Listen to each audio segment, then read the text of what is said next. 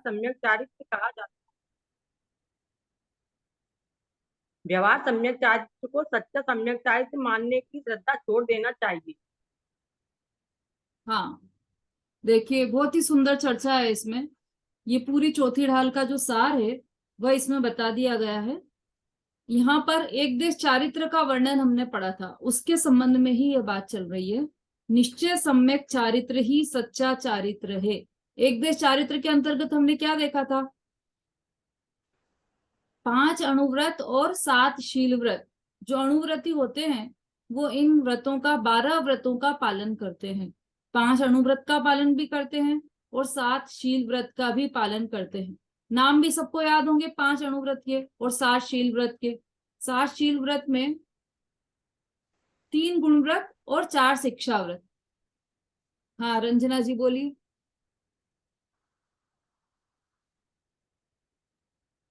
जय जैन दीदी।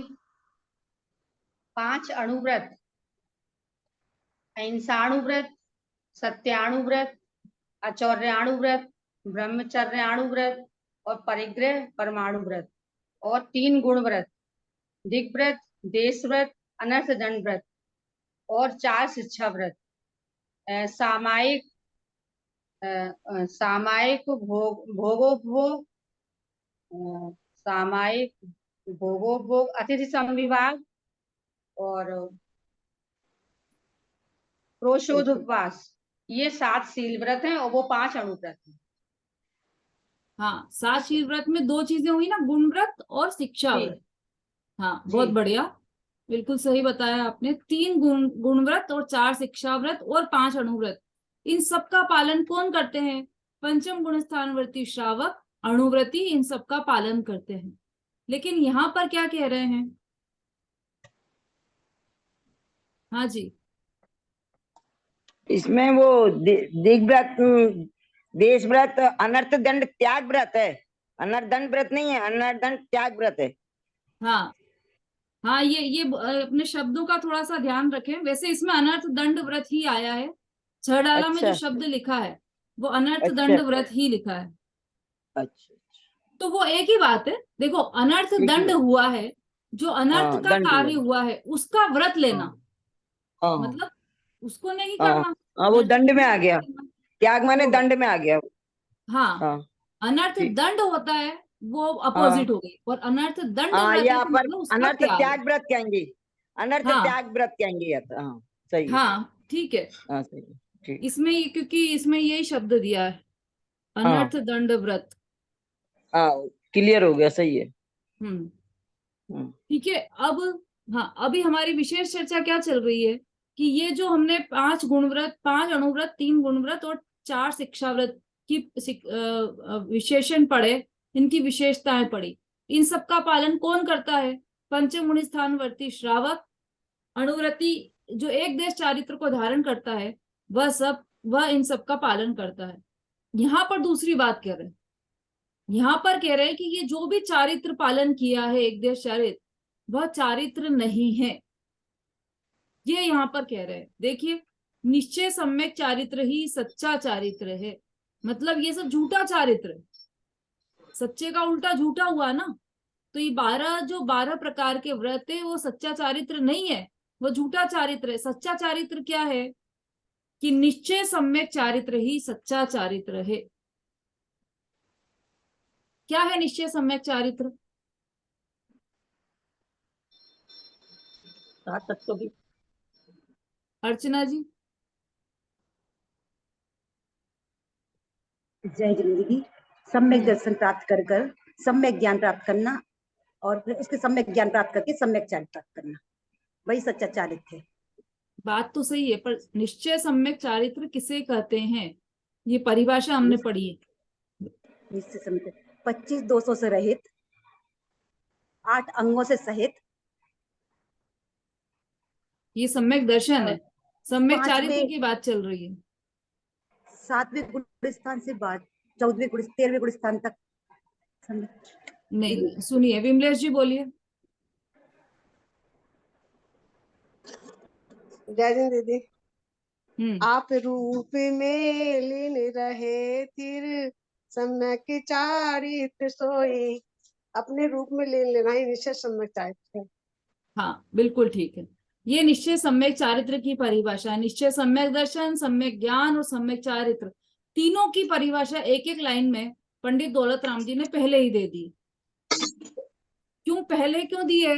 क्योंकि पहले मुख्य बात की उन्होंने कि ये है असली बात तो ये है, और उसके साथ साथ चलने वाला जो ये व्यवहार है उसकी चर्चा बाद में की है। देखो इसमें पूरा भी डिटेल आएगा। निश्चय सम्यक चारित्र ही सच्चा चारित्र है, ऐसी श्रद्धा करना तथा उस भूमिका में जो श्रावक और मुनि व्रत के विकल्प उठते हैं वह सच्चा चारित्र नहीं है।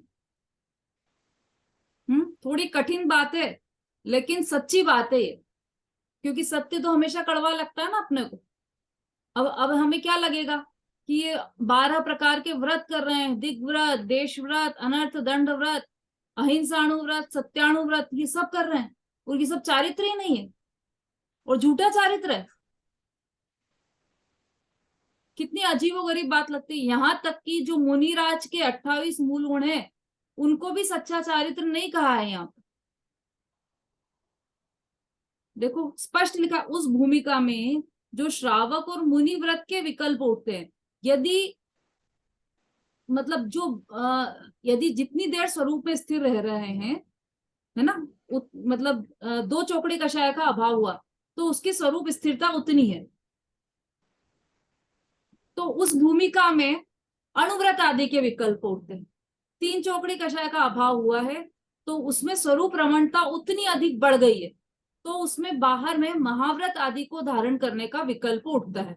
तो ये दोनों ही विकल्प सच्चा चारित्र नहीं है, किंतु चारित्र में होने वाला दोष है।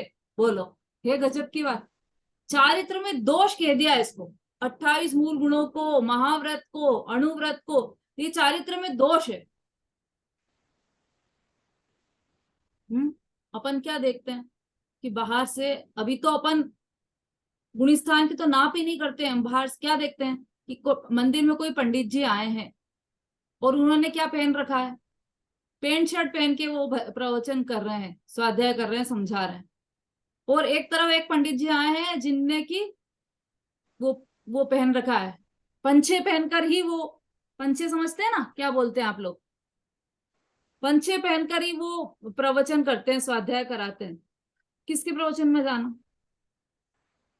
अरे ये इनका क्या है, ये तो त्यागी व्रती नहीं, इनने तो कुछ भी त्याग नहीं कर रखा, उन्हें तो कितनी चीजें त्याग कर रखी, उनके प्रवचन में जाएंगे हम तो। हमारा स्वतः ही सहज रूप से ही झुकाव उस ओर बढ़ता है जहां पर हमें त्याग दिखाई देता है। अब यहाँ पे क्या कह रहे हैं, ऐसा नहीं है, ऐसा नहीं है कि जिसने त्याग ज्यादा कर दिया वो धर्मात्मा है, ऐसा भी नहीं है कि जिसने त्याग कम किया है वो धर्मात्मा है। ये तो जैन दर्शन है, यहाँ बाहर की अवस्था से कोई लेना देना नहीं है, अंतर के परिणामों से सारा कार्य चलता है यहाँ, है ना। बाहर में अणुव्रत धारण कर ले, महाव्रत धारण कर ले, तो ये चारित्र नहीं, चारित्र में दोष है। अब दोष क्यों कहा इसको?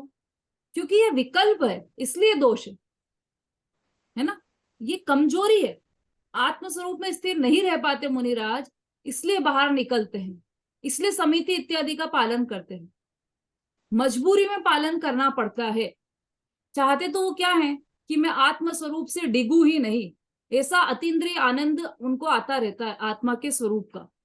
तो उस आनंद को छोड़कर बाहर के ये शुभ भाव में जो समय जा रहा है उनका, शुभ भाव के जो विकल्प उठ रहे हैं वो सब चारित्र के दोष है। निश्चय सम्यक चारित्र के ये दोष हैं।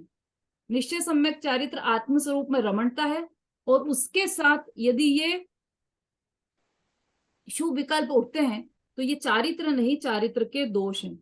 किंतु उस भूमिका में वैसा राग आए बिना नहीं रहता।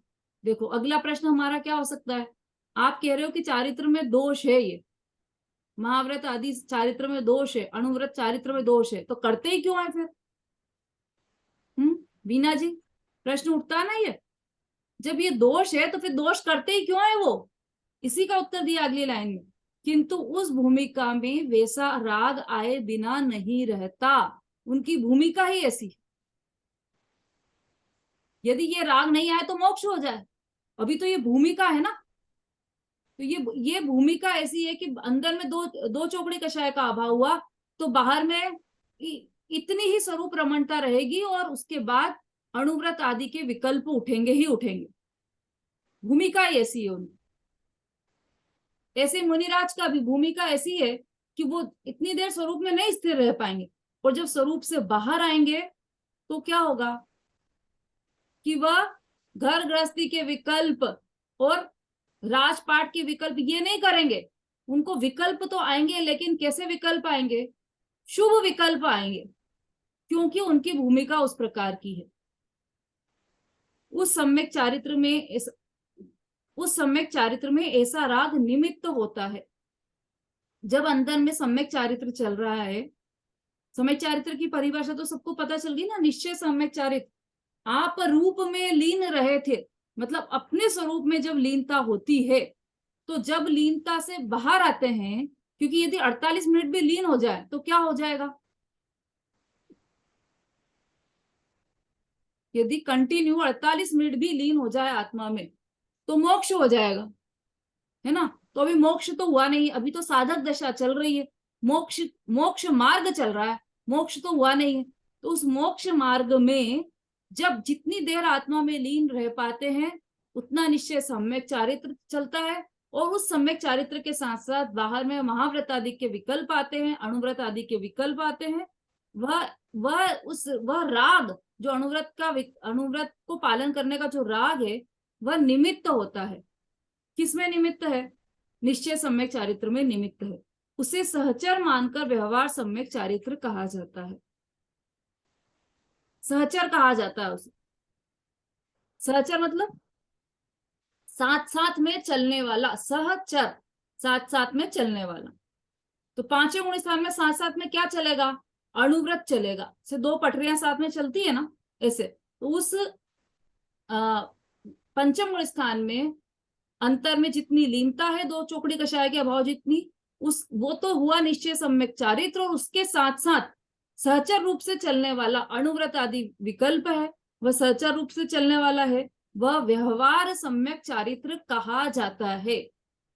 उसको कह दिया जाता है कि यह भी सम्यक चारित्र है नहीं, पर कह दिया जाता है। ये ठीक वैसा ही है जैसे केले का छिलका केला है नहीं, लेकिन उसे कह दिया जाता है कि यह केला है।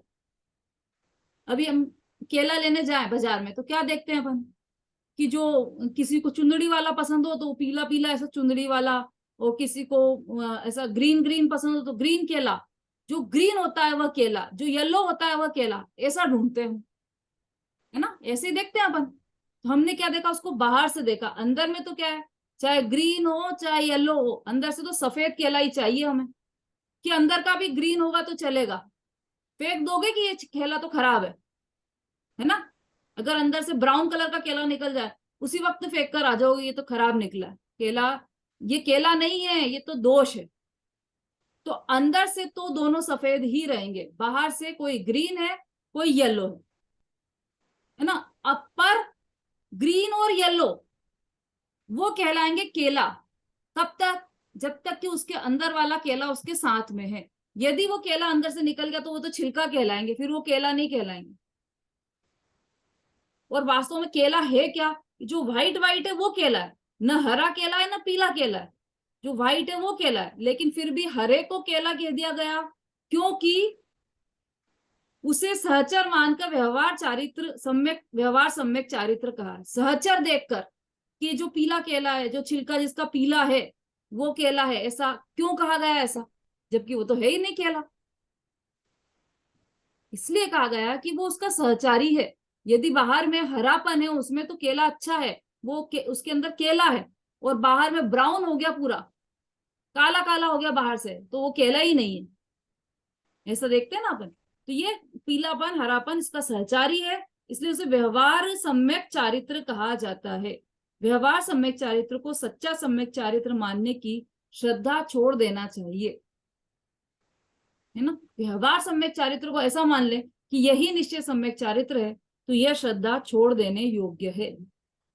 समझ में आ गया? ये पूरा पैराग्राफ क्लियर हो गया सबको, है ना। निश्चय सम्यक चारित्र और व्यवहार सम्यक चारित्र ये दोनों अलग अलग कैटेगरीज है, दोनों को बराबर यथावत समझना चाहिए। व्यवहार सम्यक चारित्र किसे कहा है और निश्चय सम्यक चारित्र किसे कहा है। जो जैसा है उसे वैसा यथार्थ समझना चाहिए। यह भूल नहीं करना चाहिए कि जो व्यवहार सम्यक चारित्र हमें दिखाई दे रहा है या जो व्यवहार सम्यक चारित्र पालन हो रहा है उसे हम निश्चय सम्यक चारित्र मान ले। यह हमारी सबसे बड़ी भूल। ठीक, चलिए अभी इसमें कोई प्रश्न तो नहीं है किसी को?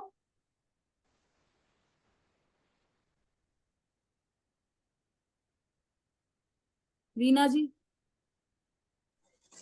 जयजनी दीदी, मतलब जैसे अगर मान लो पहले सम्यक चारित्र कर रहा है, वो व्यवहार से ही कर रहा है और अंतरंग में वो नहीं है, मिथ्यात्व बैठा हुआ है, तो वो बिल्कुल ही निष्फल हो जाएगा। अगर वो अपने सम्यक दर्शन ज्ञान के साथ करता है तो वो व्यवहार फलित है, नहीं तो वो व्यवहार भी फलित नहीं होगा, मतलब कार्यकारी नहीं रहा। हाँ, वो व्यवहार भी नाम नहीं पाएगा।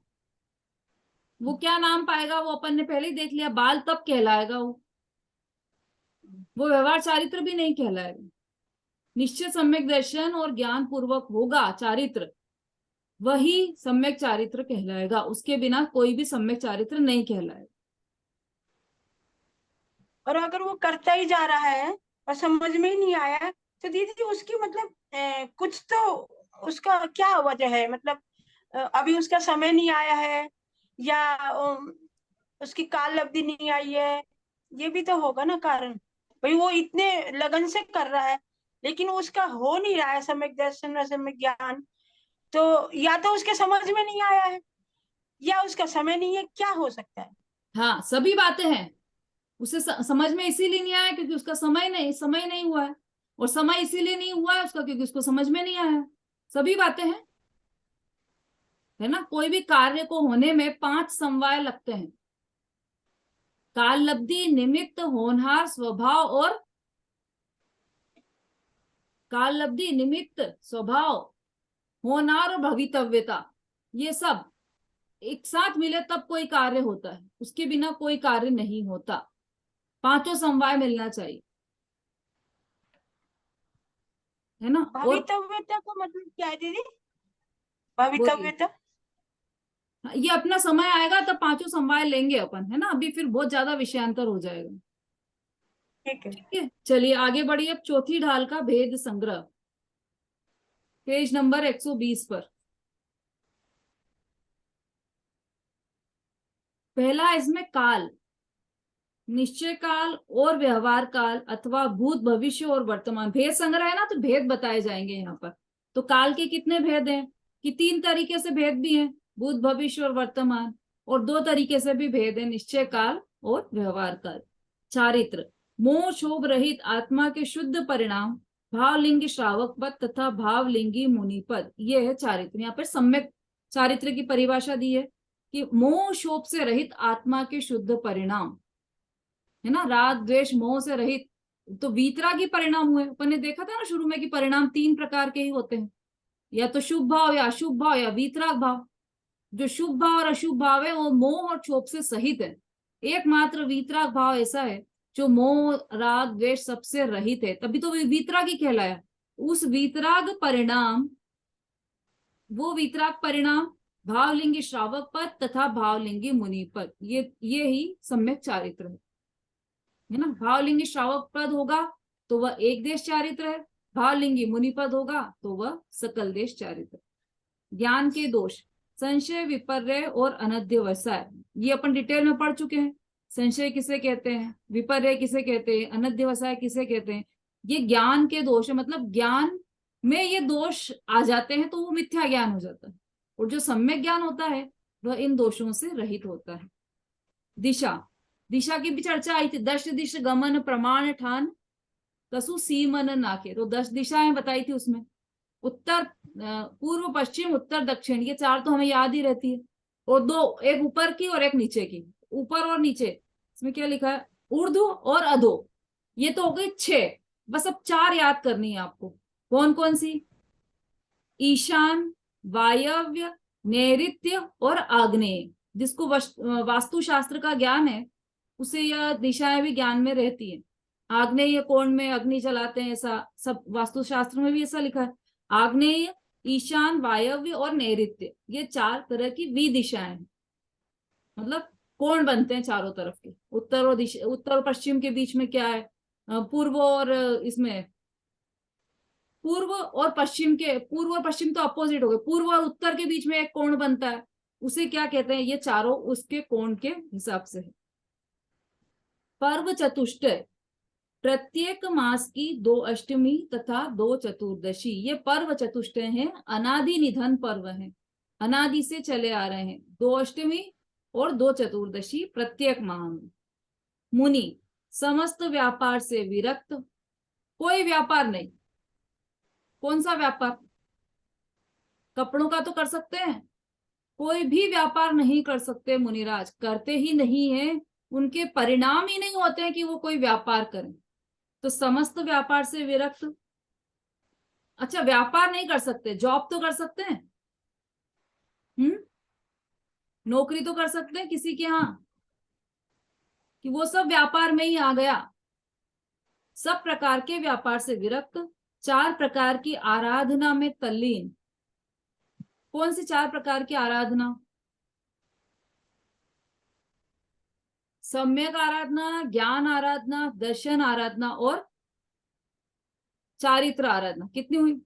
सम्यक आराधना, दर्शन आराधना, ज्ञान आराधना और चारित्र आराधना, है ना, यही है ना 4 आराधना। सम्यक, ज्ञान, चारित्र और तप, दर्शन नहीं है। सम्यक आराधना, ज्ञान आराधना, तप आराधना और चारित्र आराधना, ठीक है, इनमें तल्लीन रहते हैं। इसके अतिरिक्त तो और कुछ दूसरा काम नहीं करते हैं। निर्ग्रंथ और निर्मोह, कोई प्रकार की ग्रंथि नहीं है उनमें, कि एक छोटे सा कपड़े का पाउच रख लें जिसमें पैसे रखें, कभी जरूरत पड़े तो दान में दे दें, कि हम तो हमारे लिए नहीं रखते, तो केवल दान देने के लिए रखते हैं, कि यह ग्रंथि भी वो नहीं पालते। अभी शाम को प्रवचन चल रहे हैं, प्रवचन सार पर चल रहा है आदरणीय प्रदीप जी झांझरी का प्रवचन, तो उसमें ये बहुत ही सुंदर चर्चा मुनिराज के बारे में आ रही है। उसमें किसी ने प्रश्न किया, चश्मा तो रख सकते हैं ना मुनिराज?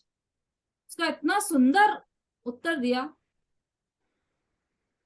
कि यदि चश्मा रखें, मान लो यदि चश्मा रखें मुनिराज, देखो पहले के जमाने में तो चश्मा बना ही नहीं था, ये तो नए जमाने की उपज है ये चश्मा, पहले तो था ही नहीं चश्मा। अगर मुनिराज चश्मा रखे तो इस चश्मे को साफ कैसे करेंगे? क्योंकि डस्ट तो आती है, जंगल में रहते हैं मुनिराज, डस्ट तो आएगी, अब उसको साफ तो करना पड़ेगा, तो किससे साफ करेंगे? तो उसके लिए कपड़ा रख लो भाई, एक रुमाल रखो उसके लिए। अब वो रुमाल गंदा हो गया, तो वो रुमाल जो गंदा हुआ है उसे साफ करने के लिए, धोने के लिए पानी चाहिए, साबुन चाहिए, ब्रश चाहिए। अब ये रुमाल गीला है, तब तक उसके ये अभी गंदा हो गया है और दूसरा धुल नहीं पा रहा है, तो एक और रुमाल रखना पड़ेगा, कि कभी इमरजेंसी में चाहिए तो एक रुमाल और रखो, है ना। एक धोया एक सुखाया, एक धोया एक सुखाया, तो उसमें कितनी पराधीनता हो गई कि श्रावक से मांगे जाकर कि साबुन दे देना भाई, विम साबुन दे देना, व्हील साबुन दे देना और ब्रश दे देना, मुझे रुमाल घिसना है। चश्मा टूट गया तो फिर श्रावक से याचना करनी पड़ेगी उनको कि ये चश्मा दूसरा बनवा कर दो। मतलब ये है कि फांस तनक सी तन में साले, छोटी सी भी ग्रंथि रखें यदि वो, तो उसका विस्तार कई गुना हो जाता है। इसलिए मुनिराज छोटा सा एक सूत का धागा भी नहीं रखते, है ना। इसलिए यहाँ पर लिखा है निर्ग्रंथ और निर्मोह, उनके अंदर में मोह भी नहीं होता। ऐसे सर्व साधु होते हैं वे निश्चय सम्यक दर्शन सहित विरागी होकर। देखो ये मोक्ष में प्रकाशक में इसकी पूरा मुनि का स्वरूप दिया है, आचार्य उपाध्याय और साधु का स्वरूप दिया है ना, उसके आधार से यहाँ पर लिखा है वे निश्चय सम्यक दर्शन सहित विरागी होकर समस्त परिग्रह का त्याग करके शुद्धोपयोग रूप मुनि धर्म अंगीकार करके अंतरंग में शुद्धोपयोग द्वारा अपने आत्मा का अनुभव करते हैं। ये परिभाषा तो बिल्कुल रटने लायक है। विरागी होकर समस्त परिग्रह का त्याग करके शुद्धोपयोग रूप मुनि धर्म अंगीकार करके अंतरंग में शुद्धोपयोग द्वारा अपने आत्मा का अनुभव करते हैं, ऐसे मुनिराज होते हैं। पर द्रव्य में अहम बुद्धि नहीं करते। समझ में आ रहा है ना सबको? प्राशी जी, अभिलाषा जी, सुमन जी, मंजू जी, ललिता जी, इंदिरा जी, संगीता जी। पर द्रव्य में अहम बुद्धि नहीं करते। हाँ जी, शीला आंटी। ऐसी परिभाषा हरिहंस भगवान की है ना, जो ग्रस्तपना त्याग करके मुनि धर्म अंगीकार करके निस्वभाव साधन द्वारा इस टाइप हाँ, की इसीलिए बोला, हरिहंस भगवान की परिभाषा। इसीलिए बोला कि मोक्ष मार्ग प्रकाशक में जो साधु की परिभाषा है वो वहीं हाँ। से लिया गया है। इसको, इस परिभाषा हाँ, को वहीं वहां से से ही लिया। लिया गया है। वहीं टोडरमल से जी के लिया। आधार से ये लिखी है हाँ, परिभाषा। हाँ, हाँ, सही है। शोभा जी ठीक। बोलिए। दीदी वो मुनि ने उसकी परिभाषा नहीं लिख पाई, एक बार वो बोल दीजिए। किसकी परिभाषा? आपने वो अभी जो परिभाषा बताई ना, मुनि साधु ये साधु लिखी है ना, परमेश की, इसमें से तो पढ़ रहे हैं अपन, छड़ाला में से ही तो। हमारी पुस्तक में नहीं है दीदी, इसमें हमारी पुस्तक में नहीं है ये। कौन सी भेद पुस्तक संग्रह है आपकी? हमारे पास ये वाली पुस्तक है। इसमें इसमें भेद संग्रह दिया है क्या? भेद संग्रह नहीं दिया है उसमें। नहीं दिया, इसमें भेद संग्रह नहीं नहीं है दिया। ना? आप मंदिर से ये वाली पुस्तक लेकर आ जाइए, व्हाइट कलर की, अच्छा ठीक है। ना? उसमें भेद ठीक है संग्रह दीदी, सभी लोगों ठीक के है लिए है दीदी। ये बात। सब मंदिर, सबके हाँ मंदिर में ये वाली छड़ाला अवश्य होगी, तो आप मंदिर से ये ले सकते हैं। ठीक है। ठीक है दीदी। और नहीं तो मोक्ष मार्ग प्रकाशक में शुरू शुरू में ही, प्रथम अधिकार में शुरू शुरू में ही साधु का स्वरूप हाँ दिया है, वहां पर ये परिभाषा है। शुद्धोपयोग रूप मुनिधर्म अंगीकार करके अंतरंग में शुद्धोपयोग द्वारा अपने आत्मा का अनुभव करते हैं, पर द्रव्य में अहम बुद्धि नहीं करते। ज्ञानादिक स्वभाव को ही अपना मानते हैं, पर भावों में ममत्व नहीं करते। पर भावों में मतलब जो पर द्रव्य से संबंधित भाव हैं, उन भावों में ममत्व नहीं करते। किसमें अहम बुद्धि करते हैं? केवल ज्ञानादिक स्वभाव को ही अपना मानते हैं। बाहर की दुनिया की कोई भी दौलत आ जाए, करोड़ों रुपए लाकर भी कोई दे दे, तो उसमें अहम बुद्धि नहीं करते, क्योंकि वो उसे अपना नहीं मानते। अपना किसको मानते हैं? कि मेरे अनंत गुण का खजाना मेरे पास है, ज्ञान आदि अनंत गुण है, वही मेरा खजाना है, ऐसा मानते हैं। किसी को इष्ट मानकर उसमें राग द्वेष नहीं करते। अभी तो ये छठी ढाल में बहुत अच्छा आने वाला है मुनिराज के लिए, इसीलिए यहाँ पर ये शॉर्ट में दिया है। पूरा मुनिराज की ही चर्चा है, छठी ढाल मतलब मुनिराज की चर्चा, मुनिराज का ही स्वरूप अभी वहां पर आने वाला है। अरिमित्र महल मसान कंचन कांच निंदन थ्युतिकरण अर्घावतारन असी प्रहारन में सदा समता धरन। है ना? अरिमित्र दुश्मन हो चाहे मित्र हो, महल हो चाहे शमशान हो, कंचन मतलब कांच हो और या सोना हो, और कोई निंदा कर रहा हो या फिर कोई स्तुति कर रहा हो उनकी, और या तो कोई अर्घ से अर्घ दे रहा हो उनको, अष्ट अर्घ अष्ट द्रव्य से उनकी पूजा कर रहा हो, या फिर कोई तलवार से उन्हें मारे, असी प्रहारण में सदा समता धरन, उन दोनों में वो हमेशा समता धारण करते हैं। है ना? इसका जीता जागता उदाहरण किसी को कोई उदाहरण ध्यान आ रहा है किसी मुनिराज का जिन्होंने समता भाव रखा था?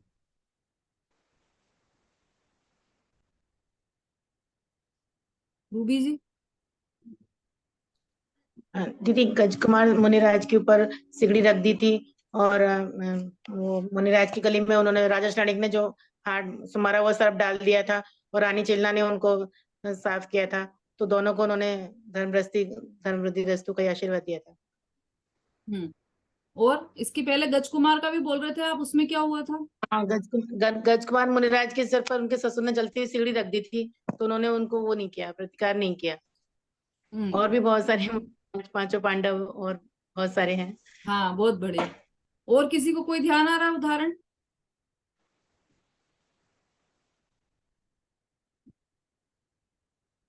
वर्षा जी। जजनन दीदी सुकमाल मुनि का। हाँ, क्या किया उन्होंने? वो भेड़ उन्हें उनके शरीर को खा रही थी और वो अपनी आत्मा में लीन थे। शियार उन्हें खा रहा था जंगल हाँ, में, उसमें तपस्या उसके करते प्रति भी समय। उन्हें क्रोध नहीं आया। ठीक है विमलेश जी। दीदी यही बता रही थी मैं, सुकौशल मुनि जो व्याघ्र ने खा रहे थे, समता भाव हाँ रखे उन्होंने, ये बता रही थी। बिल्कुल ठीक है। ये समता सुकुमार जी। थोड़ा दीदी 700 मुनियों को गाड़ी में पेल दिया था हाँ और रुई में लपेट दिया था एक महाराज को। गुरुदत्त अपनी जो मुनिराज। चर्चा चल रही है यहाँ पर समता धारण करने की, अपन उपसर्ग की चर्चा नहीं कर रहे, समता धारण करने की। तो आप उस दृष्टि से जवाब दीजिए। बात तो सही है, आप बोल तो सही रहे हैं, लेकिन उसको कंप्लीट वैसा कीजिए। उन्होंने समता रखी थी ना, किसमें समता रखी? समता रखी थी यही कि जो हो रहा है वो अपने आत्मा में लीन हो गए थे वो महाराज। समता भाभी बोलिए। सुखवाल मुनि की बोल रही थी, उन्होंने बोल दी। सुकमाल मुनि की, हाँ। समता जी ने भी समता की बात बताई, बहुत अच्छी बात है। संगीता जी। जी दीदी हाँ,